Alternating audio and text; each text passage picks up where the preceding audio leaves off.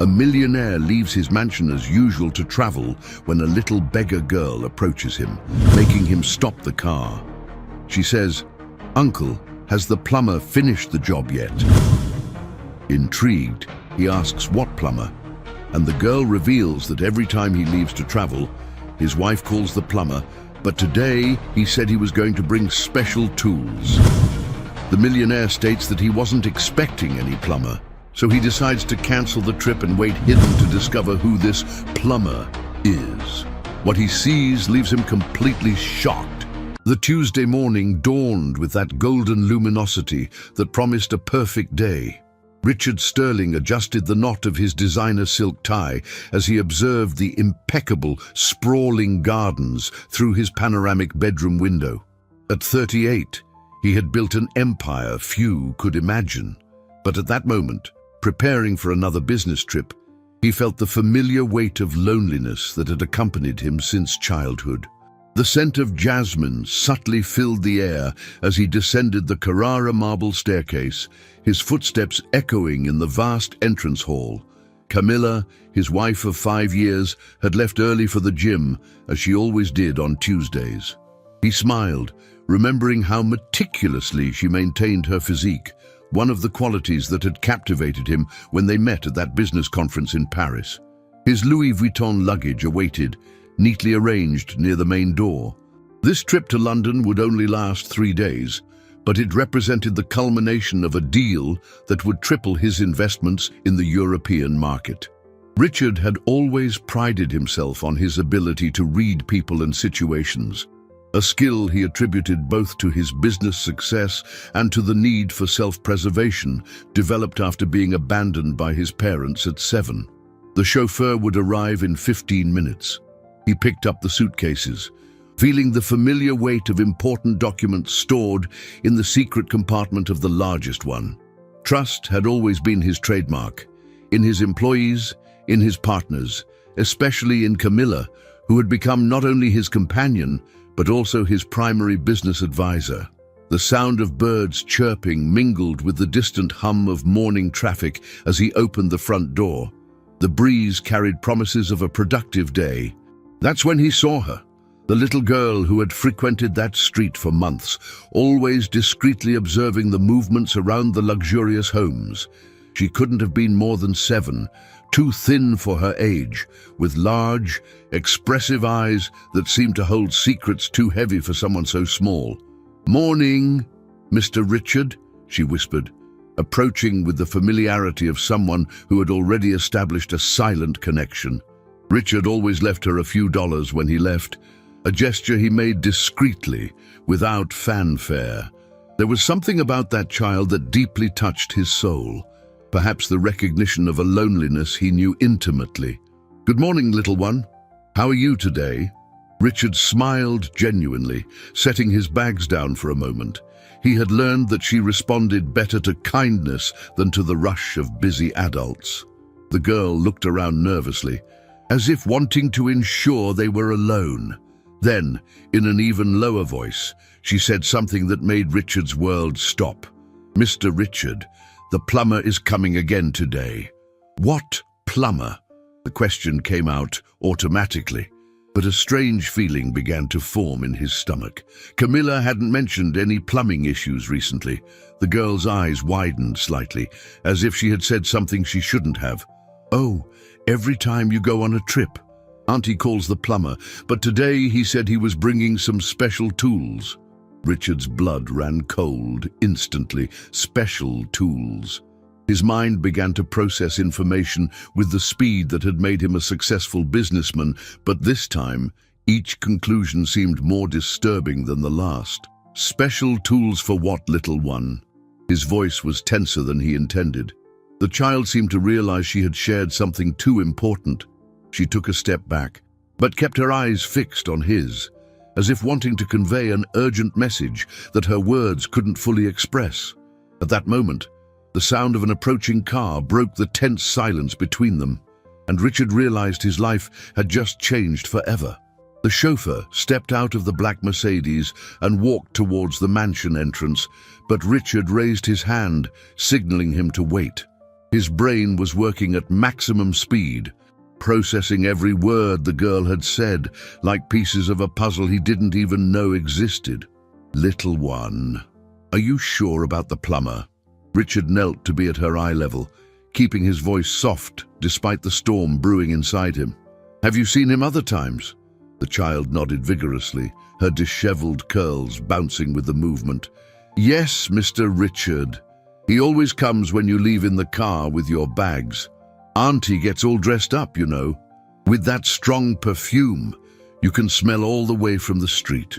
Strong perfume. Camilla always wore only a delicate, almost imperceptible fragrance.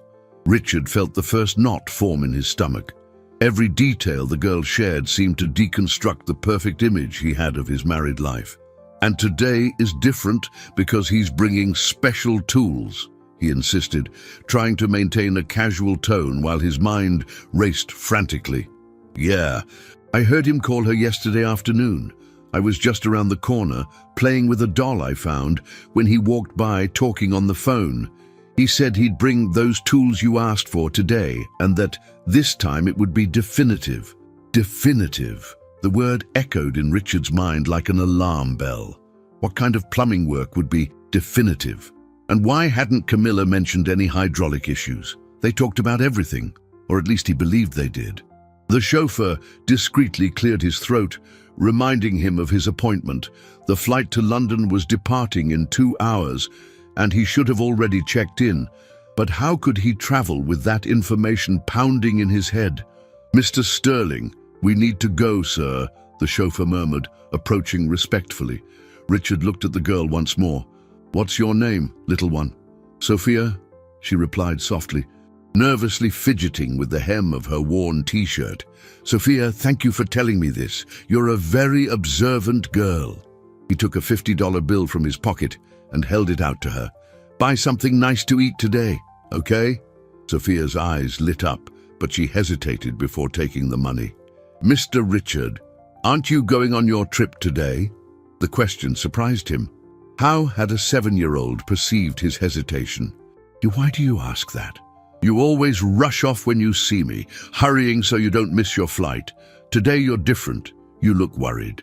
The girl's perceptiveness impressed him, and at the same time confirmed his fears. If even a child could sense that something was wrong, how had he been so blind? Richard made an impulsive decision. "Pete," he said to the chauffeur, "take the bags back inside. I'm cancelling the trip." "Sir, Mr. Thompson is waiting for you in London. This deal represents millions."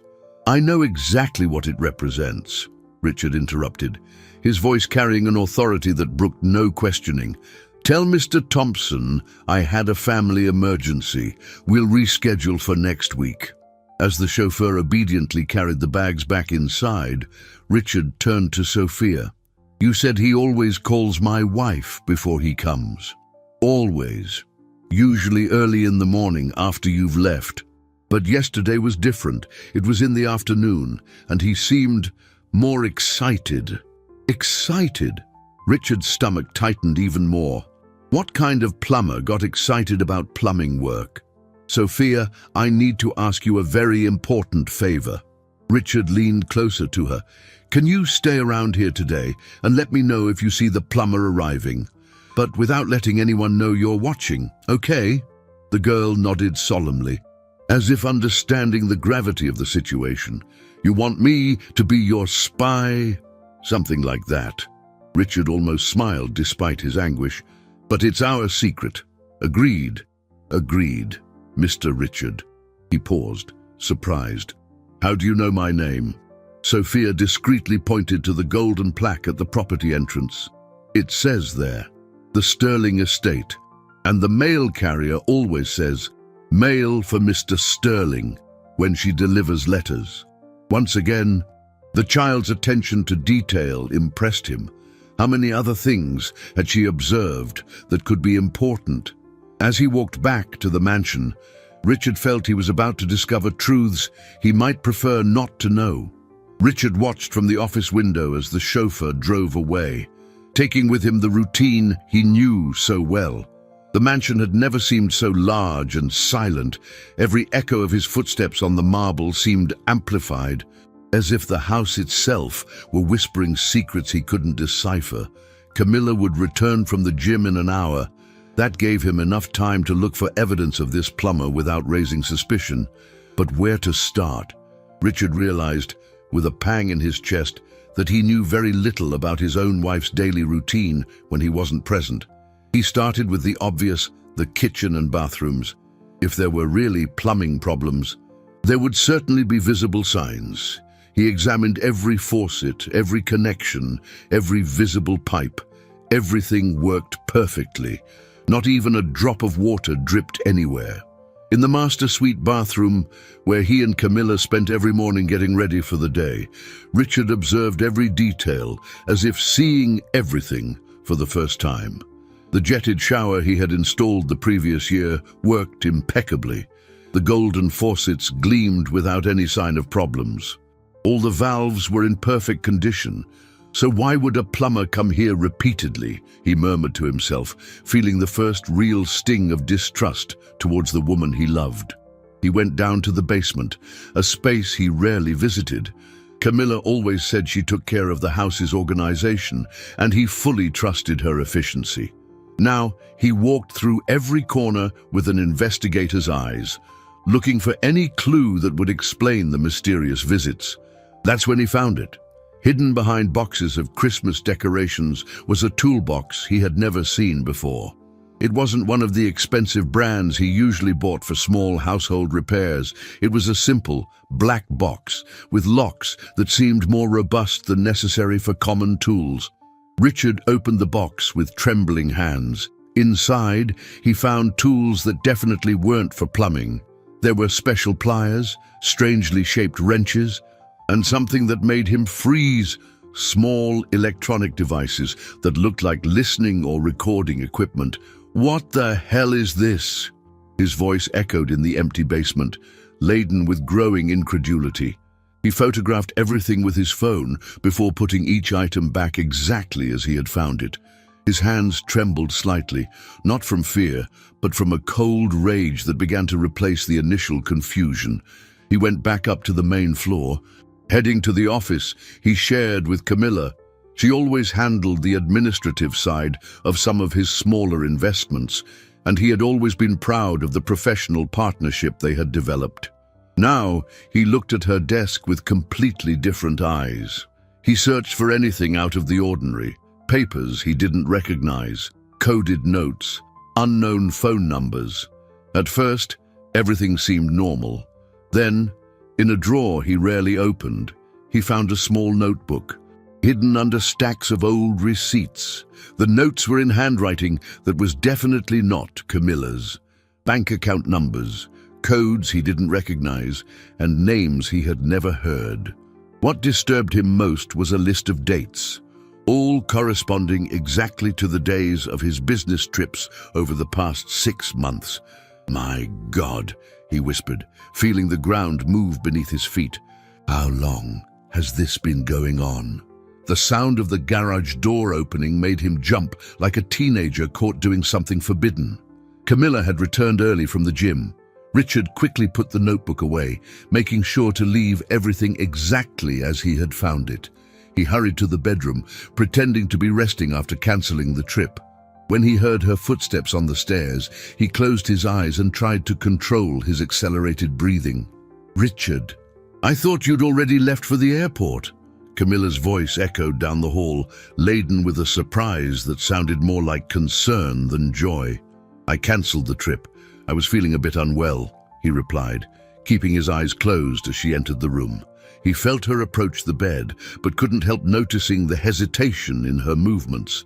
Camilla, who always greeted him with warm kisses when she arrived, this time maintained a subtle but perceptible distance. "Unwell? You never cancel trips because of feeling unwell." There was something in her voice he had never noticed before, a kind of cautious calculation. "Maybe I'm getting old." Richard tried to sound casual, but every word from his wife now resonated like an alarm in his mind. What scared him most was realizing that, For the first time in 5 years of marriage, he felt fear of his own wife. Camilla remained standing beside the bed for a few seconds that felt eternal. Richard kept his eyes closed, but he could feel the weight of her gaze on him, as if he were being analyzed, studied. When he finally heard her move away towards the bathroom, he carefully opened his eyes. Through the vanity mirror, he watched her take her phone out of her bag and quickly type something. The expression on her face was not that of a wife worried about her husband's illness, but of someone whose plans had been unexpectedly altered. Richard felt a shiver run down his spine. "I'll take a shower and prepare a special lunch for you to recover," Camilla said, her voice resuming the sweet, caring tone he knew so well. But now, every word sounded rehearsed, theatrical. As soon as he heard the shower stop, Richard silently got up. He had only a few minutes to act.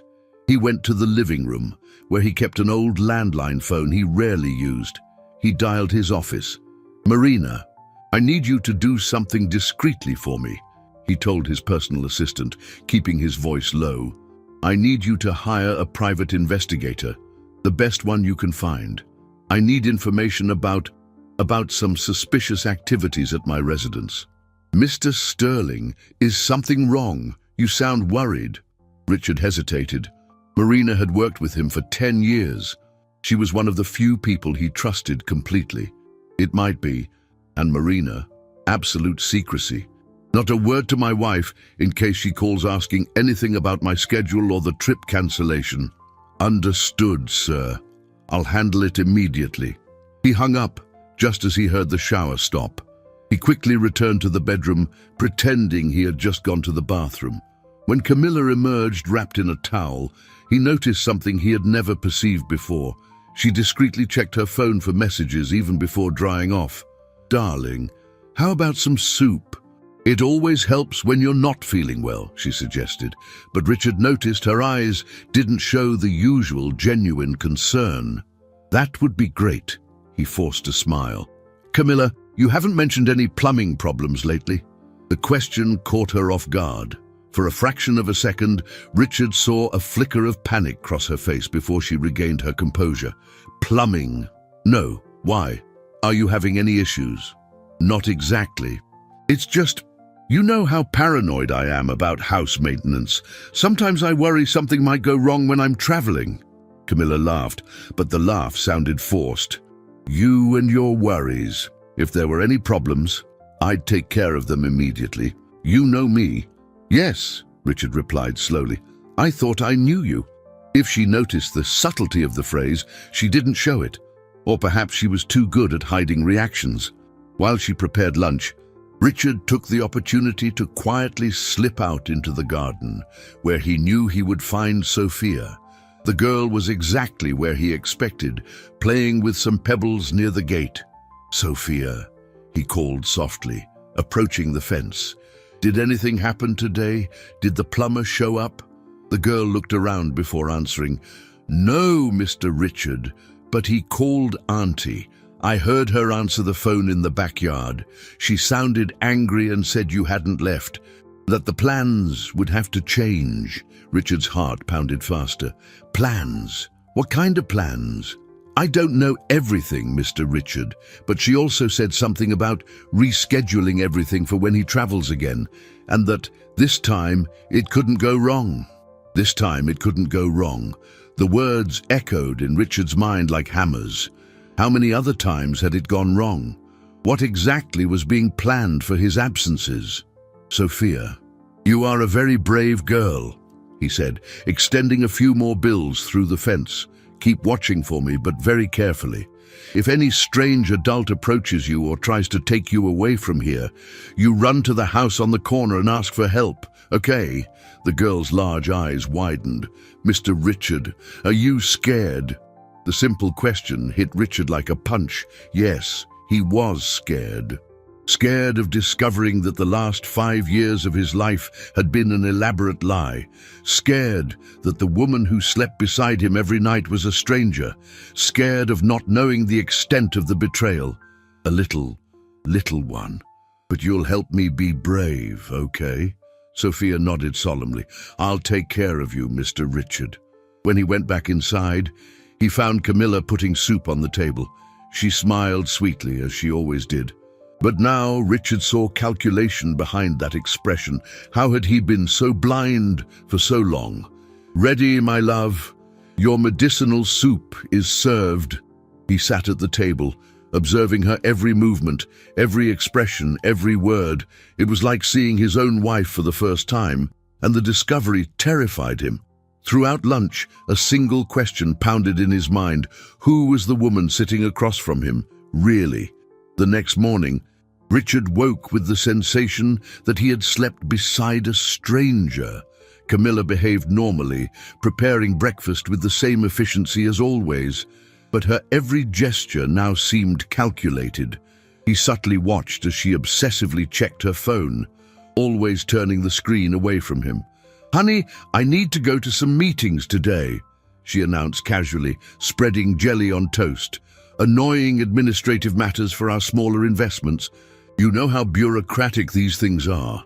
Richard nodded, maintaining a neutral expression despite the alarm blaring in his mind. Camilla had never mentioned in-person meetings for these matters before. Everything had always been handled by phone or email. "Of course. Will it take long?" "Maybe all day. You know how these things are." She kissed him on the forehead, a gesture that should have been affectionate but now made him nauseous. "Get plenty of rest. You still look a bit under the weather." As soon as she left, Richard called Marina. "Has the investigator been hired?" "Yes, sir. Detective Charles Miller, with excellent references. He can start today if needed." "It is needed. Give him my address and tell him it's extremely urgent. I want discreet surveillance of my residence, especially of people who might approach when my wife is alone." "Understood. Anything else?" Richard hesitated before asking the question that tormented him. "Marina, could you discreetly check the joint bank account's history, especially transactions on days when I was traveling in the last 6 months?" "Of course, sir. I'll handle that immediately." After hanging up, Richard went to the basement again. This time, he examined everything more carefully. Besides the mysterious toolbox, he found something he had missed the day before. A small stack of papers hidden behind the furnace. They were receipts. Receipts from expensive hotels, sophisticated restaurants, jewelry stores, all dated exactly to the periods of his travels. But what shocked him was realizing that the amounts were astronomical, far beyond what Camilla usually spent, and all paid with cards he didn't recognize. "How did she get these cards?" he muttered, photographing each document. One receipt in particular caught his attention. It was from an exclusive jewelry store for $50,000, purchased 2 weeks ago, exactly when he had been in Chicago closing a contract. The item description was vague. "Special services as requested." What kind of special services would a jewelry store offer for $50,000? His cell phone rang, interrupting him. It was an unknown number. "Mr. Sterling, this is Detective Miller. Your assistant briefed me on the case. I can be there in 20 minutes to talk." "Perfect. Use the side entrance to the property. There's a smaller gate that leads directly to the back garden." While he waited, Richard decided to talk to Sophia again. He found her in her usual spot, but this time she seemed agitated. "Mr. Richard, something strange happened last night," she said as soon as she saw him. "After you went inside, I saw Auntie talking on the phone in the garden. She was very nervous and said things like, 'He suspects something, and we'll have to speed up the timeline.'" Richard's blood ran cold. "Timeline? What kind of timeline did she mention?" "I didn't understand everything, Mr. Richard, but she also said something about the transfer has to happen before he finds out, and the document is almost ready." Transfer. Document. The puzzle pieces began to form a terrifying picture. Richard felt the ground disappear beneath his feet. They were planning to steal everything and flee.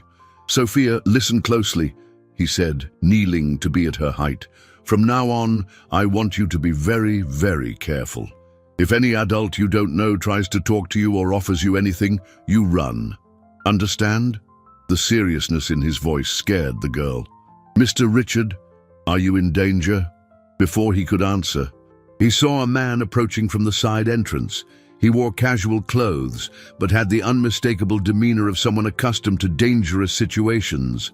It must be the detective. "Sophia, I'm going to talk to a friend now. You stay here, but far away. Okay? And if you see my wife coming back, you let me know." Detective Miller approached with a firm handshake. He was a middle-aged man with graying hair, eyes that seemed to read every detail of the environment. "Mr. Sterling, from what your assistant informed me, you suspect irregular activities at your residence during your absences." "More than suspect, I'm sure." Richard handed him the photos of the documents and tools.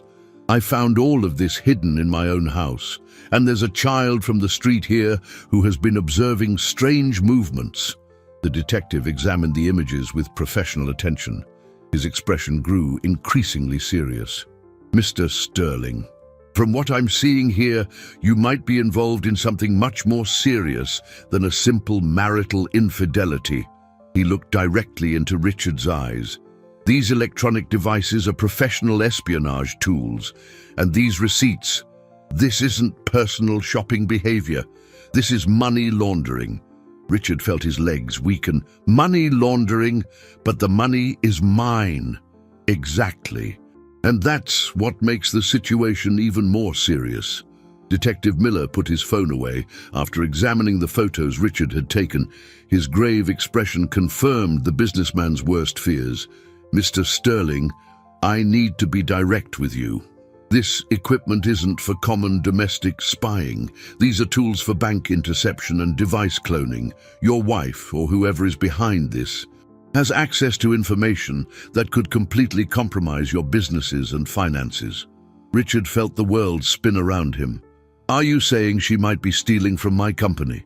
"I'm saying she has the means to do so. And from the receipts you found, she's already moving considerable sums." The detective pointed to one of the images. "Look at this jewelry store. I know the establishment.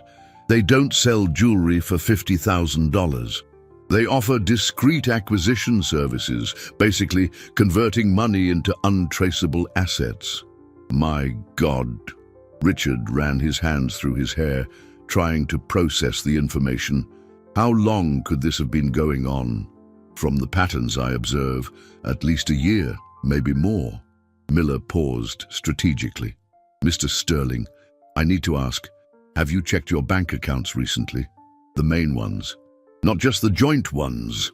The question hit Richard like lightning. When was the last time he had personally checked his statements? Camilla always handled the household finances, and he trusted her completely. "Not frequently. My wife, I trusted her to take care of those matters. I suggest you check immediately, but carefully. If she has access to your devices, she might be monitoring your activities." At that moment, Sophia came running through the garden, visibly agitated. "Mr. Richard, Auntie is coming back. She's coming up the street with a man I've never seen." The detective reacted instantly. "Where can I hide to observe without being seen?" "There's a small tool shed at the back of the garden. You can see the main entrance from there." Richard turned to Sophia. "Little one, you need to get out of here now. Go far from the house and only come back after they leave, okay?" But Sophia shook her head determinedly. "No, Mr. Richard, I want to help you. I can hide in the big tree. No one sees me there." Before Richard could protest, they heard the sound of the electronic gate opening. The detective ran to position himself, and Richard quickly went back inside the house, trying to appear normal. Camilla entered, accompanied by a tall, dark-haired man, dressed in simple work clothes. He carried a toolbox identical to the one Richard had found in the basement. "Darling, so glad you're feeling better," Camilla said, but Richard noticed the tension in her voice. "This is Mr. Johnson, the plumber who's going to check a small problem with the hydraulic system." The man extended his hand to Richard. "Nice to meet you, Mr. Sterling. Your wife told me about some strange noises in the pipes when you're not home." The lie was so blatant that Richard almost couldn't maintain his composure. Noises. I didn't notice anything. Oh, they're very subtle, Camilla quickly intervened. I only noticed because I spend more time at home when you're traveling. Better safe than sorry, right? Richard watched the two as they feigned normalcy. There was an intimacy between them that didn't align with a professional relationship. The way they looked at each other, how they communicated through almost imperceptible gestures. They were clearly much closer than Camilla made it seem. Of course, better safe than sorry indeed. Richard forced a smile. I'll let you work. I'll be in the office if you need anything. He went up to the office but positioned himself to discreetly observe their movements. Instead of heading to any area that needed hydraulic repair, they went directly to the shared office downstairs. Richard silently descended the stairs and positioned himself where he could listen without being seen. What he heard made his blood run cold. The transfers have to happen today, Camilla's voice said, now without any sweet disguise. He cancelled the trip, which means he's suspicious. We can't wait any longer. But we're still missing some documents, the supposed plumber replied. If we do it now, it might leave traces. I don't care about traces. In 48 hours, we'll be out of the country. He can suspect all he wants.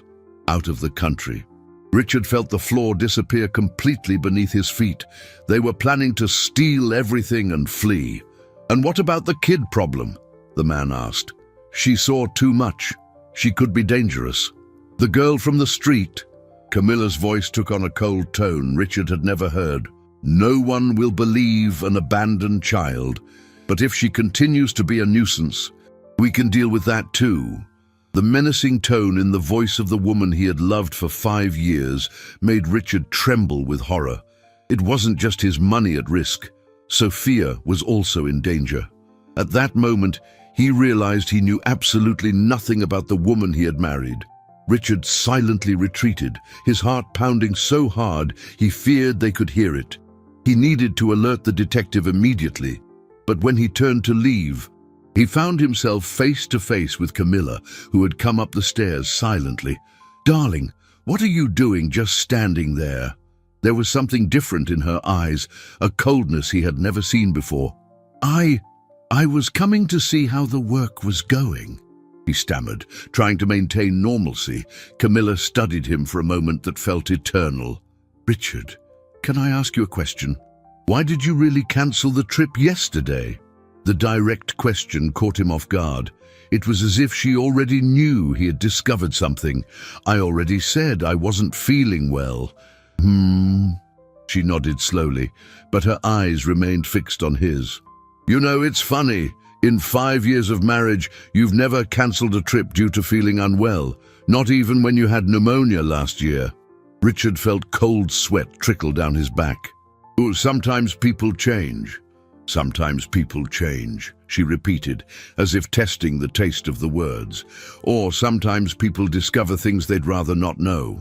At that moment, the supposed plumber appeared at the bottom of the stairs. Camilla, we need to fix that problem now. We don't have any more time. Camilla's mask finally dropped completely.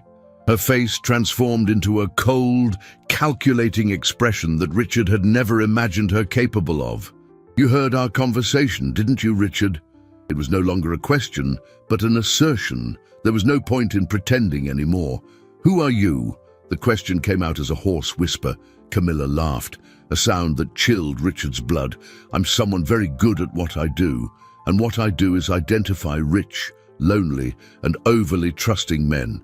You! This was all planned from the beginning. From that conference in Paris, my dear. Did you think it was a coincidence we met there? I spent 6 months studying your routine, your habits, your psychological vulnerabilities. She descended a step, and Richard realized he was being cornered. Men abandoned in childhood are so predictable. You have a desperate thirst for belonging that makes you incredibly manipulative. The words hit Richard like physical blows. Every affectionate gesture, every moment of intimacy, every I love you, whispered in the dark. It had all been an act. Paul isn't a plumber, is he? Richard looked at the man who remained standing, blocking his exit. "Paul has been my partner for 10 years. We're a very efficient team."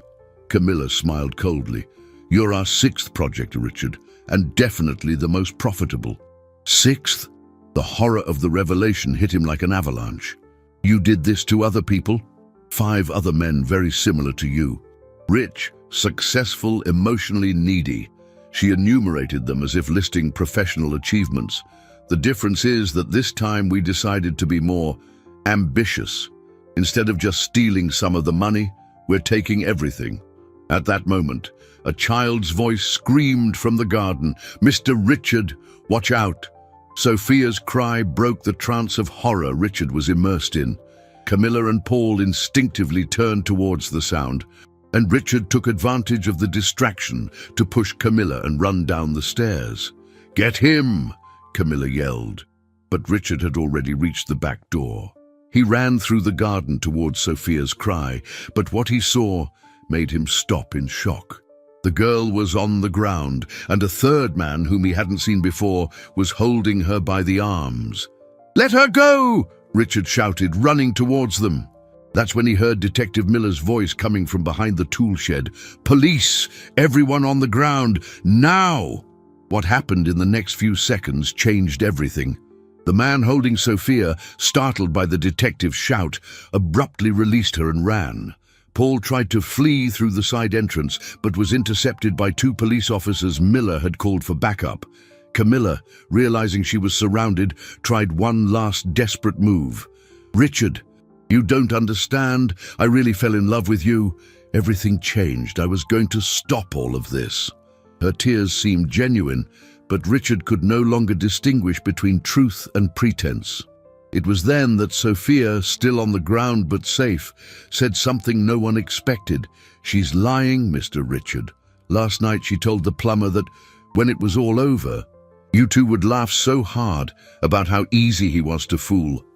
The silence that followed was deafening. Camilla looked at Sophia with a pure hatred that finally revealed her true nature. At that moment, Richard understood that his life had been saved by a 7-year-old child whom no one considered important, and that his greatest tragedy had become, paradoxically, his greatest luck. 2 hours later, the mansion Richard had always considered his refuge had been transformed into a crime scene. Police officers moved through each room, photographing evidence and cataloging the espionage tools found. Detective Miller coordinated the operation, while Richard observed everything from a chair in the garden, still in shock.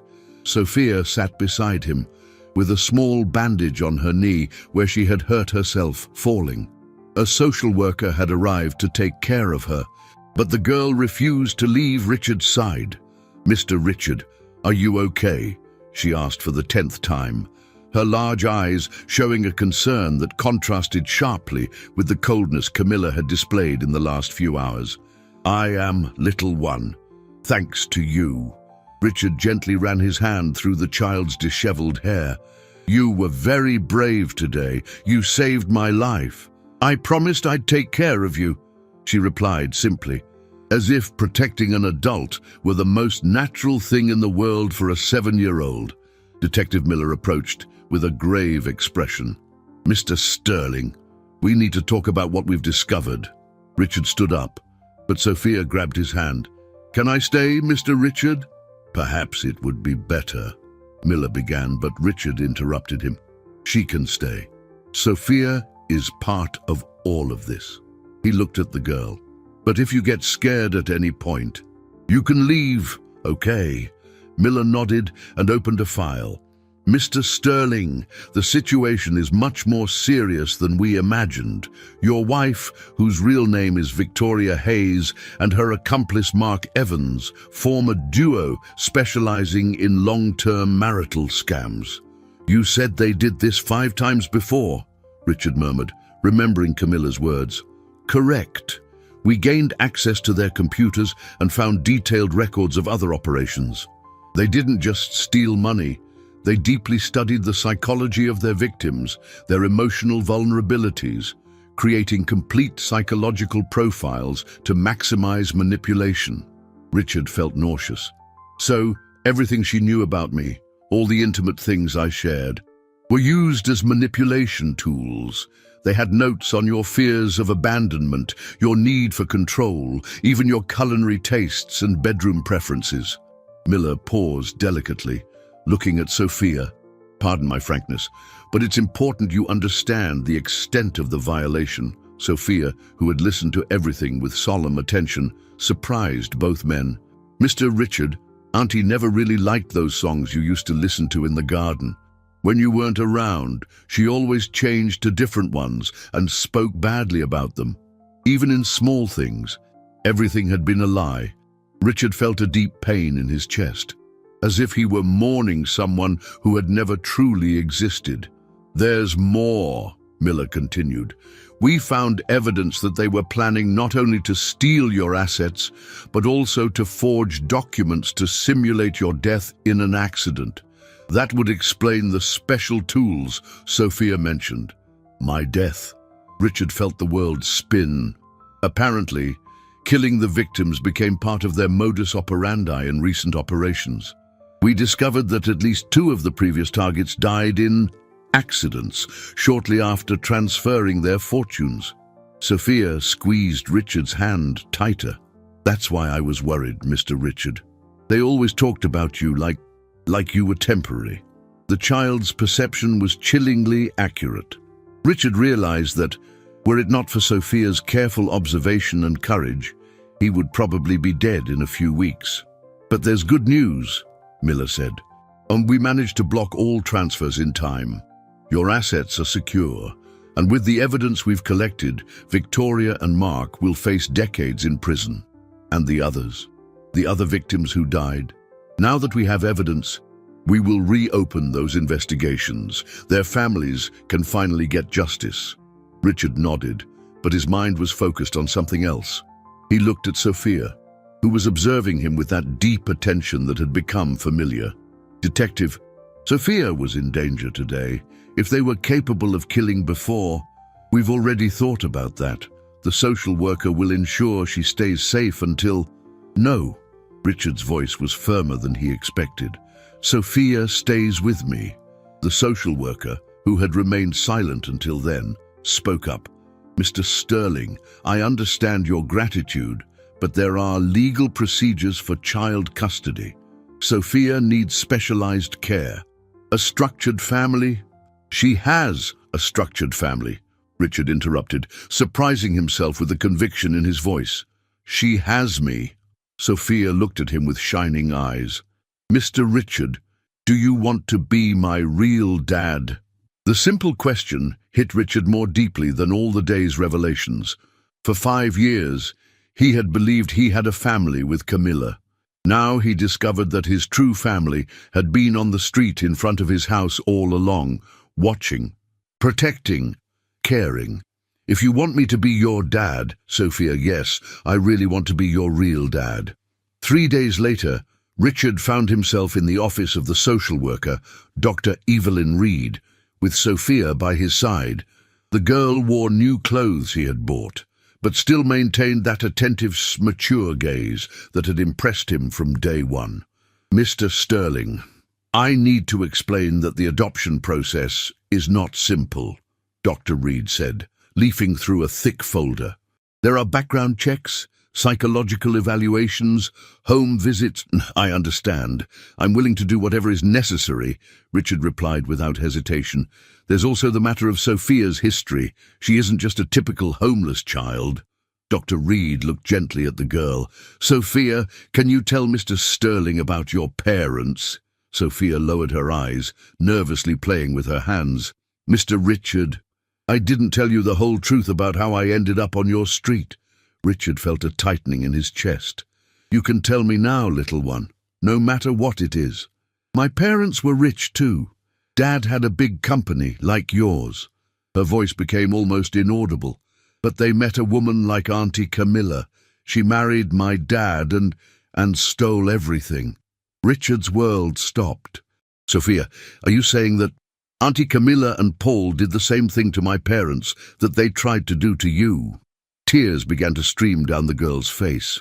"Only with them it worked," Dr. Reed confirmed with a grave nod. Sophia's parents, David and Sarah Miller, were victims of Victoria and Mark 2 years ago. The operation was successful. They lost everything: company, house, savings. The marriage couldn't withstand the trauma, and they separated. And Sophia? She stayed with her mother initially, but Sarah developed severe depression and couldn't care for a child. Her father tried to regain custody but was struggling with financial problems and alcoholism. Sophia ended up in the foster care system but ran away multiple times. Sophia wiped her tears with the back of her hand. I ran away because I recognized them, Mr. Richard. When I saw Auntie Camilla at your house, I remembered her. She had another name when she met my dad, but it was the same person, the same way of smiling, the same voice when she got angry. Richard felt a mix of horror and admiration. You recognized Camilla and decided to protect me. At first I just wanted to be sure. I kept watching, and I saw it was the same thing that happened to Dad. The plumber, the lies, everything the same. Sophia looked him directly in the eyes. I couldn't let it happen to you too. You were always kind to me. No one else cared if I was hungry or cold.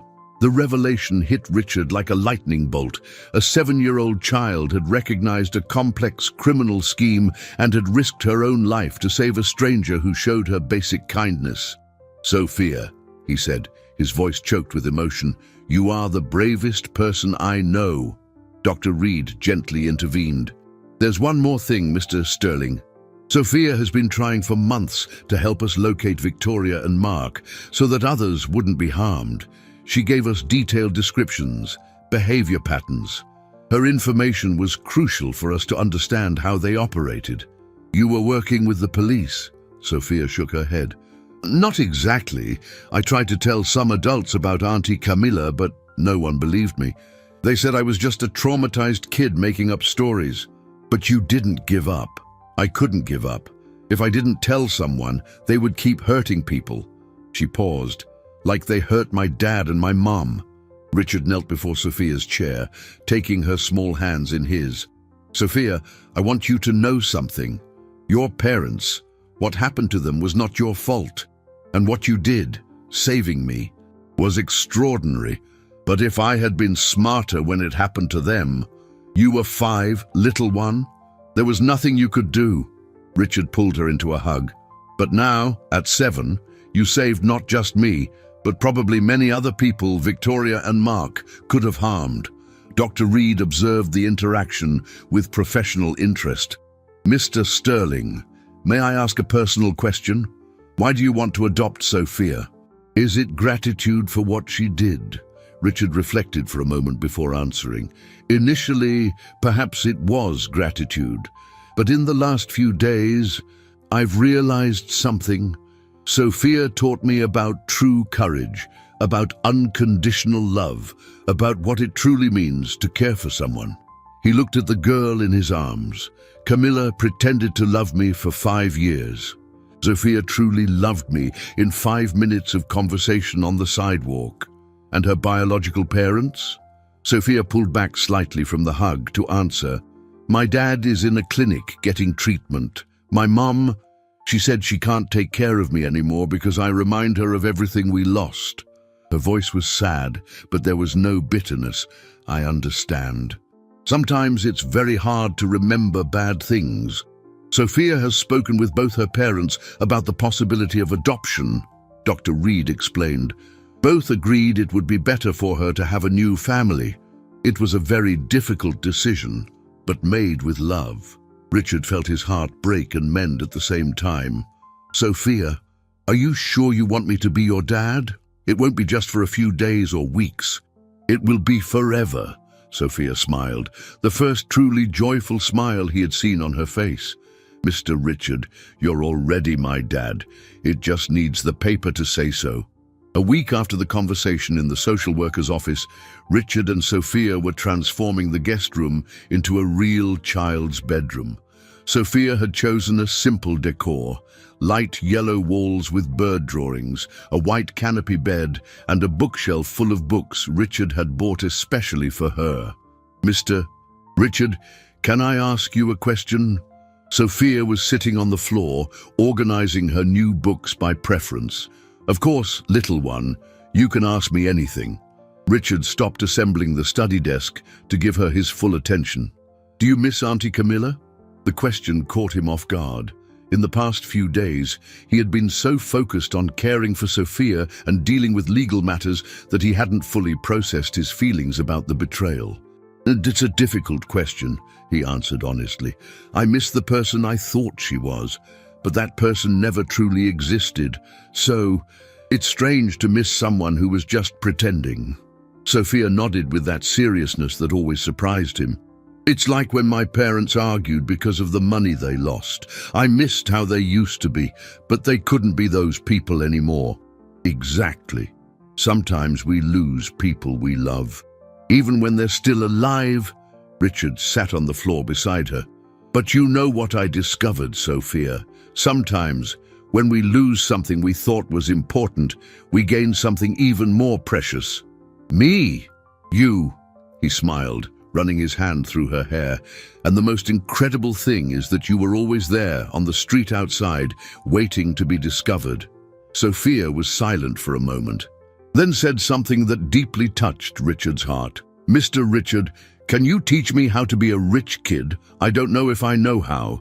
The question revealed a vulnerability she had hidden until then.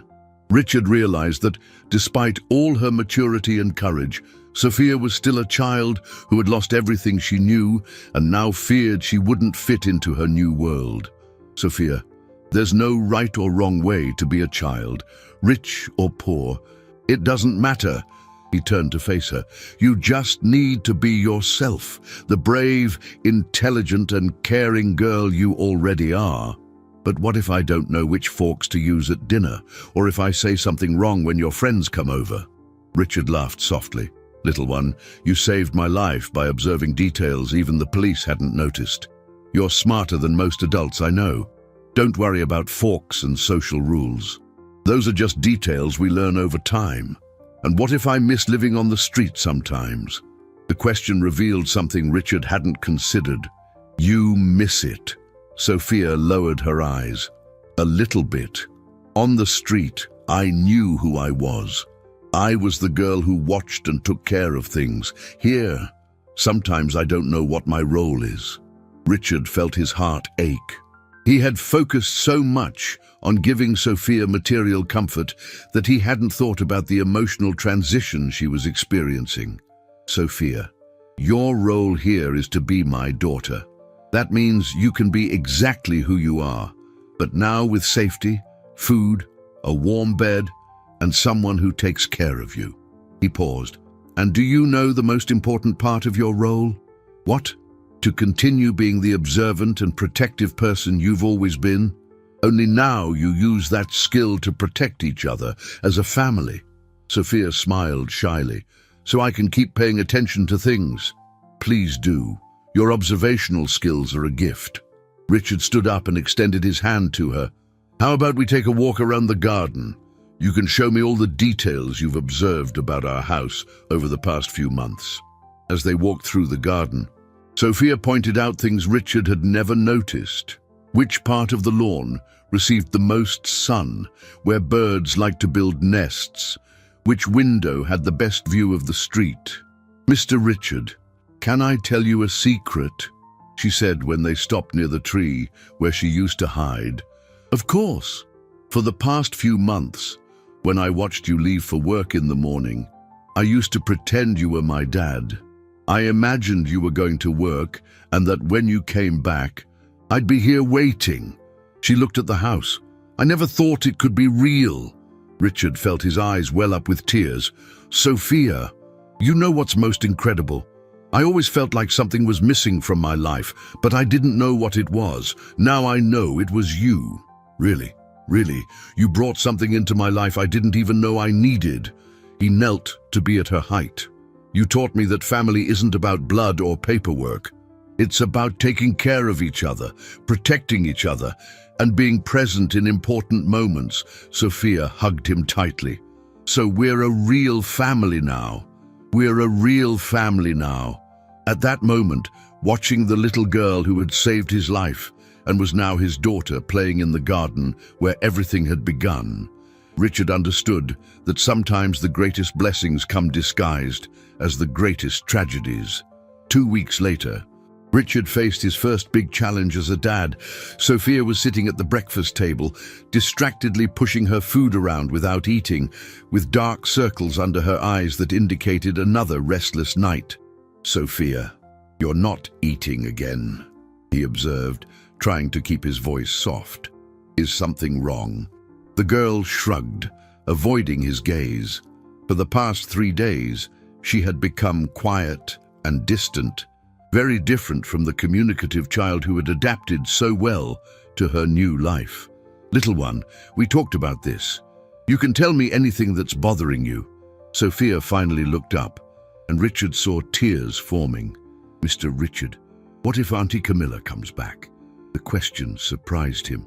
"Sophia, she's in prison. She can't come back. But what if she gets out? What if she finds out I was the one who told you about the plumber?" Sophia's voice trembled. "And what if she comes after me?" Richard understood immediately. The child was suffering from post-traumatic stress, reliving the fears and anxieties of everything she had been through. He stood up and sat down beside her. "Sophia, look at me." He waited until she did. "Remember when you protected me by observing the house and warning me about the plumber?" She nodded. "Now it's my turn to protect you. Camilla can't get out of prison for many, many years. And even if she could, she'd have to get through me first." His voice took on a firm, protective tone. "And I promise, I will never, ever let anyone hurt you. But you didn't know she was bad before. How can you be sure now?" The question revealed a painful wisdom. Sophia had learned too early that adults don't always manage to protect the children they love. "You're right. I didn't recognize Camilla before because I wanted to believe what she showed. I didn't pay attention to the signs." Richard took Sophia's small hands in his. "But now I've learned something very important from you. To truly pay attention. To observe. And you taught me that."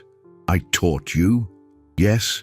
You showed me how important it is to observe details, trust your instincts, not ignore signs of danger." He smiled.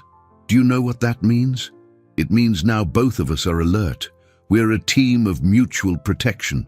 Sophia thought for a moment. "Like superheroes." "Exactly like superheroes. You have the superpower of observation, and I have the superpower of protection. Together, we're invincible." For the first time in days, Sophia smiled slightly. "And what's our superhero name?" Richard pretended to think deeply. "How about Fortress Family?" "Fortress Family," Sophia repeated, liking the sound. "I like it."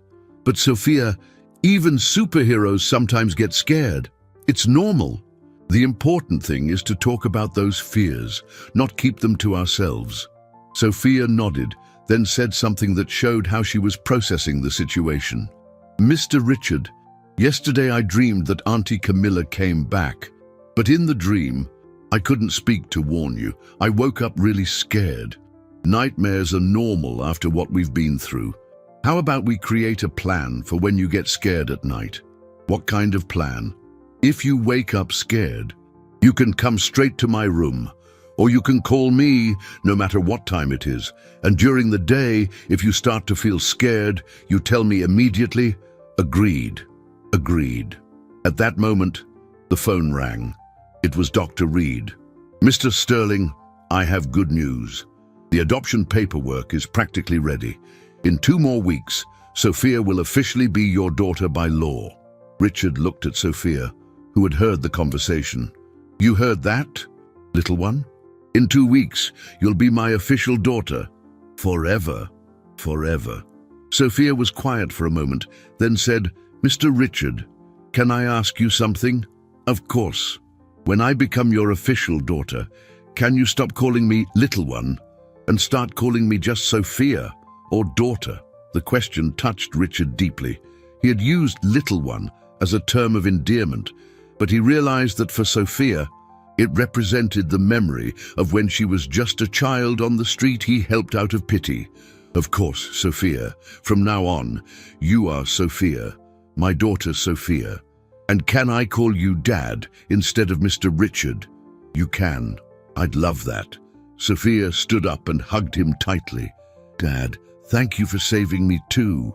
Thank you for saving me first, daughter. As he hugged her, Richard realized that both of them were learning to heal old wounds through the love they were building together.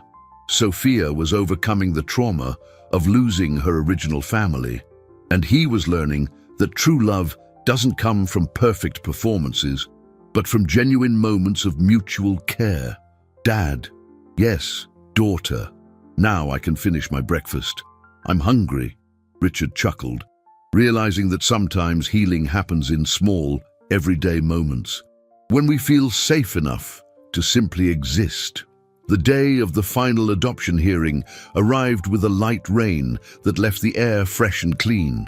Richard adjusted his tie nervously as he watched Sophia get ready in her room. She had chosen a light blue dress, her favorite color, and had pinned her hair with a small clip that shimmered discreetly. Dad, are you nervous? She asked, noticing how he checked his watch every few seconds. A little, Richard admitted. And you? Me too. But it's a good nervous, not a bad nervous. The distinction surprised him. What do you mean? Sophia stopped brushing her hair and turned to him. Bad nervous is when you're scared something terrible is going to happen. Good nervous is when you're scared something too wonderful to be true won't happen. The wisdom of the 7-year-old continued to impress Richard. You're right. It's a good nervous. On the way to the courthouse, Sophia held his hand in the back seat of the car. Dad, can I tell you something? Of course. Last night, I dreamed about my other parents. Her voice was calm, without the anxiety of previous days. But this time, it wasn't a nightmare. They were hugging me and saying they were happy I found a new family. Richard felt a lump in his throat. How did you feel in the dream? Sad, but also at peace. Like they were giving me permission to be happy again. Sophia looked out the window. I'll always love them, but now I can love you too without feeling guilty. Sophia, you should never feel guilty for being happy. I know, but sometimes the heart takes a while to understand what the head already knows. At the courthouse, they met Dr. Reed and the lawyer Richard had hired. There was also a surprise neither of them expected. Sophia's biological parents were there. David, her father, looked cleaner and healthier than Richard had expected. Sarah, her mother, was pale and thin, but her eyes shone with a gentle determination.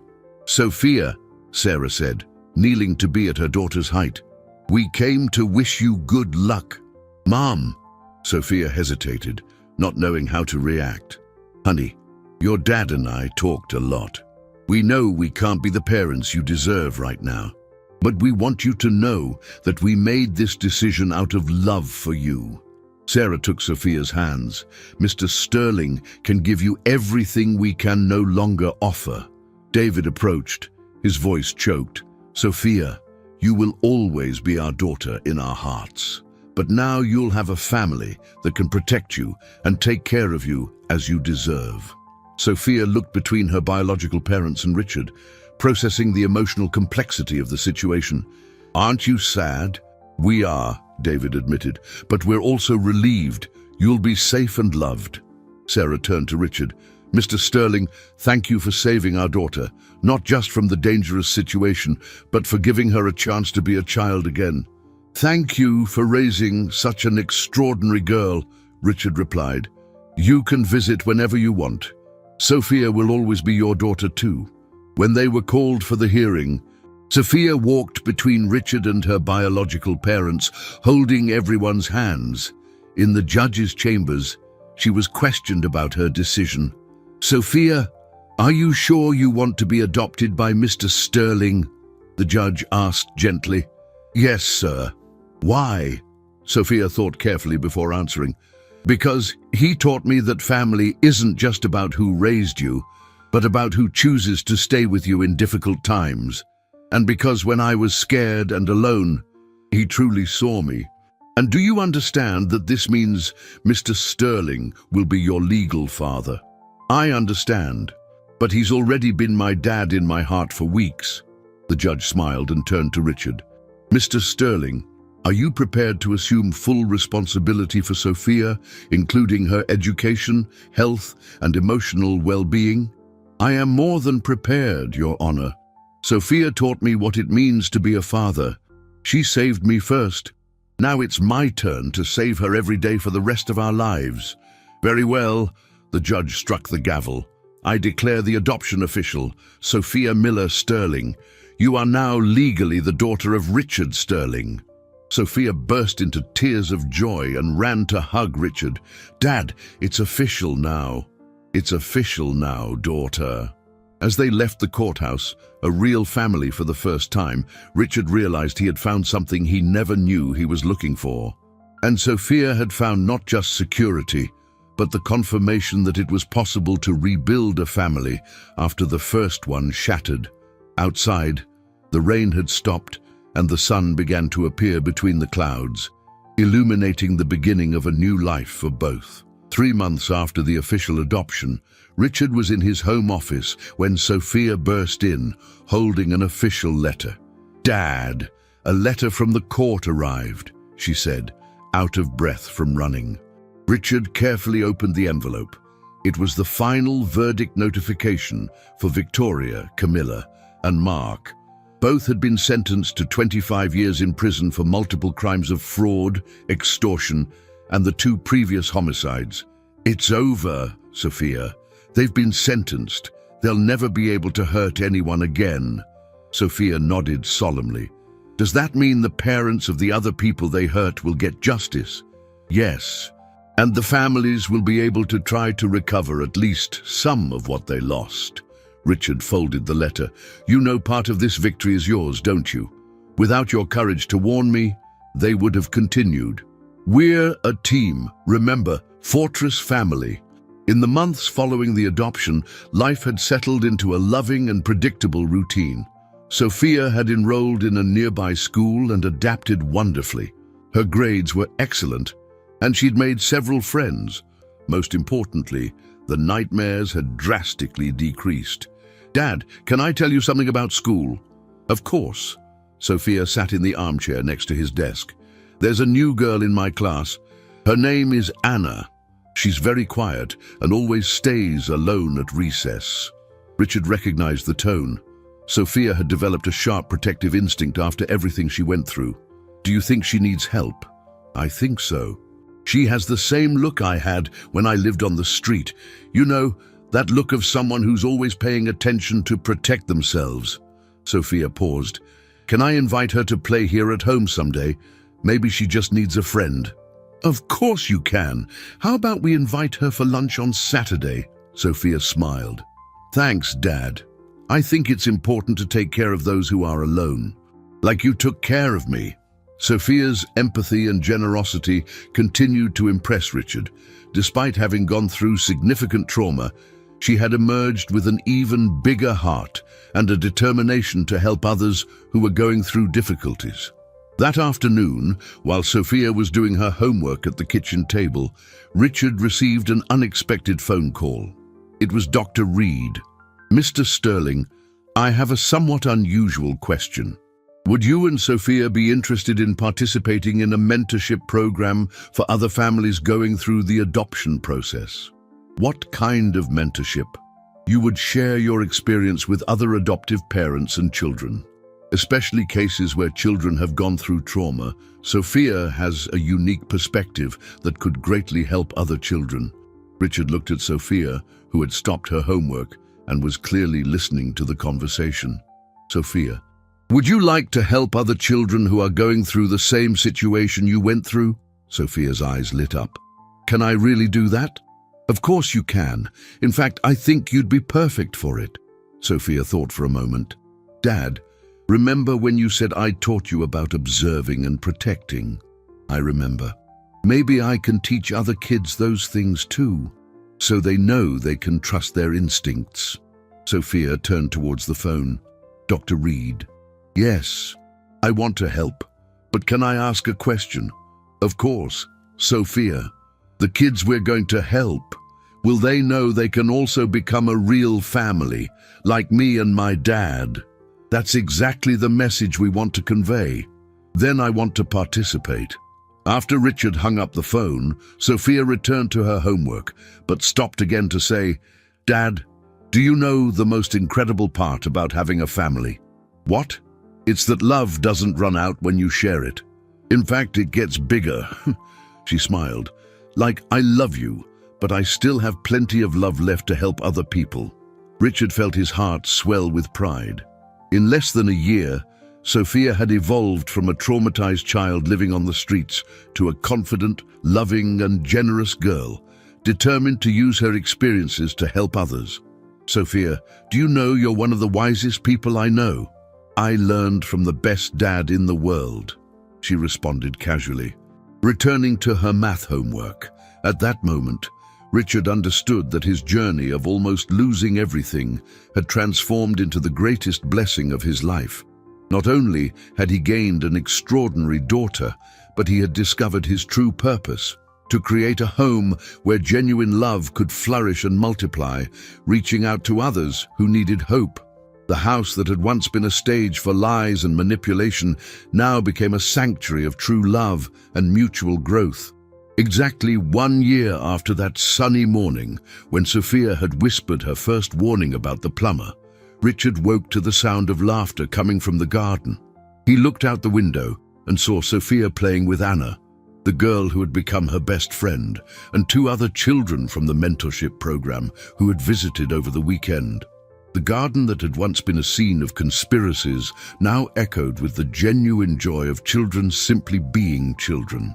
Richard smiled, remembering how that very space had witnessed dark moments that almost destroyed his life. "Dad, come play with us!"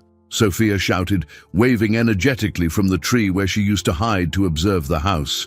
He went down to join them, carrying a tray with juices and cookies. The children greeted him with warm hugs, something that still surprised and deeply moved him. "Mr. Sterling," said Miguel, an 8-year-old boy they had met through the mentorship program. "Sophia told me you guys are real superheroes. Is that true?" Richard exchanged a knowing look with Sophia. "What do you think?" "I think so. Sophia said she has the power to observe and protect, and you have the power to care for and give a family to those who need one." "Miguel is right," said Anna, who had become more confident in recent months. "You saved each other." Sophia approached Richard and held his hand. "Dad, can I tell them about the new project?" In recent weeks, Richard and Sophia had started working on something special: the creation of a foundation to help vulnerable children and adults who were victims of financial crimes. Sophia had suggested the name Protective Observers Foundation. "Of course, you can tell them," Sophia brightened. "We're going to open a foundation to help kids who are alone and adults who were tricked by bad people, like what happened to me and my dad." "And you're going to live in a giant house with all those kids?" asked one of the girls. "Not exactly," Richard chuckled. "We'll help find loving families for each child, just like what happened with us. And we'll teach adults to pay attention to the signs, like Sophia taught me. The best part," Sophia added, "is that we'll have a team of kids who have been through tough stuff to help other kids, because those who've been through it know best what it's like." Miguel clapped his hands. "Can I help when I grow up?" "Of course you can. Everyone can help." At that moment, Richard received a message on his phone.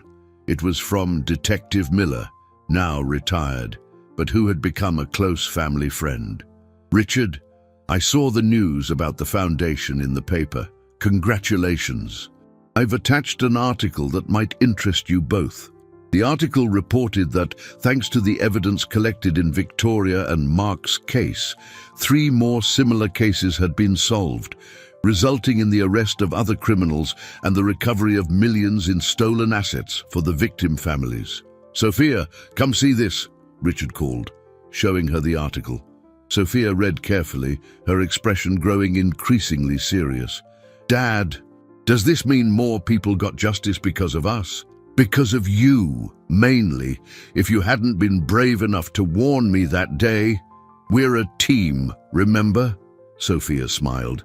But it's amazing to think that terrible day turned into something that helped so many people.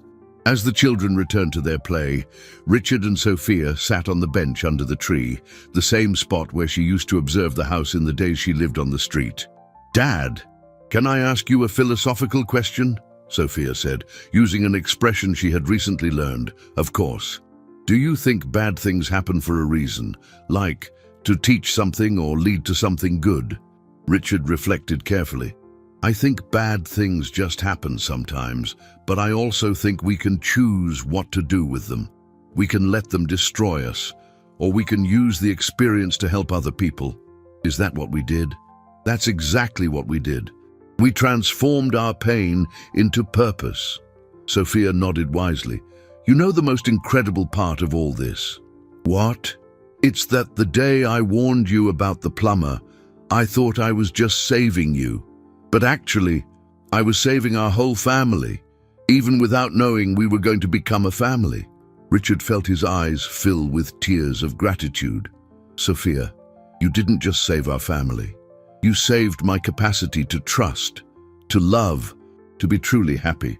And you saved me from loneliness and taught me that I deserve to be loved exactly as I am."